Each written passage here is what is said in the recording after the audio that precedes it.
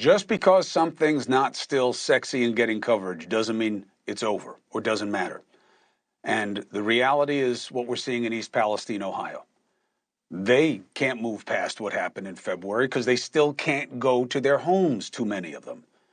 And now I get it. Life moves on. There's the new thing, especially in this fast cycle that we're all in, right? We have these short attention spans. But we have new reporting on very dramatic symptoms and suffering, seizures, tremors, sores, okay? Not things that ordinarily occur if everything's normal in your environment. Amanda Kemmer, who lives just a few miles from East Palestine, captured this picture of the plume darkening the sky above her home. Just days ago, she said, those aren't just regular clouds, she says. She suffered 10 to 12 seizure-like events and had to be rushed to the hospital. She joins us now along with Scott Smith. You remember him? He's been doing chemical testing in the community as collaborating on research with a burn pit expert. Thank you for both joining us. First, Amanda, let me start with you. Have you ever had a history of these kinds of things? And what are the doctors telling you? No, I've never had a seizure or seizure-like activity in my life. And the doctors said it was dehydration and severe involuntary muscle spasm. So that's what they're calling it. I don't know that I believe that.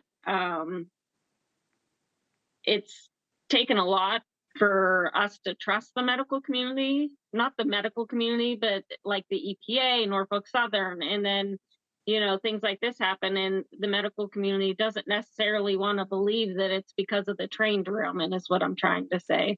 Right. So when you go to the hospital and you tell them, hey, I only live a few miles from East Palestine and I was exposed to all these chemicals, and I believe that my symptoms are because of this, not a lot of people want to listen. Well, look, just for doing the job's sake, we reached out to the federal agencies that are supposed to be involved here and the state agencies. Nobody wants to come on. I may have to get back into the business of, meeting them at their car in the parking lot and see what they're going to say. I never like those kinds of interviews because you never get any real talk. You just get like salacious TV, and that's not what you need. You need answers and action. Scott, have you checked on the federal and the governmental side to see if anybody wanted to collaborate with your work or if they could coordinate or tell you what they're doing? Yeah, first of all, Chris, thanks for covering the story. Because of your coverage in NewsNation, this gives great hope that these people can get the help they need in East Palestine. Yeah, I had a long 45-minute call with the EPA Region 5 yesterday. They were not aware of the symptoms from the women. And let me step back and provide context. Dr. Beatrice Gollum reached out to me. She is the one that helped our vets from the burn pits when they were told it was mass psychosis and they were making up their symptoms. She figured out how all these chemicals combine, and we are seeing the same thing going on here. And I told the EPA yesterday they were not aware about the problems with women's health, menstrual cycles, very painful, heavy blood clots, and also rashes that women are experiencing. You do not have to be a PhD, a rocket scientist, or a high school graduate to understand that none of these symptoms were ubiquitous in the environment before the derailment. So you really don't need testing to understand something is going on. And with the seizures, the same thing. Amanda, has anybody given you any kind of guidance of whom to tell about what's happening with you to try to get help or at least to report it?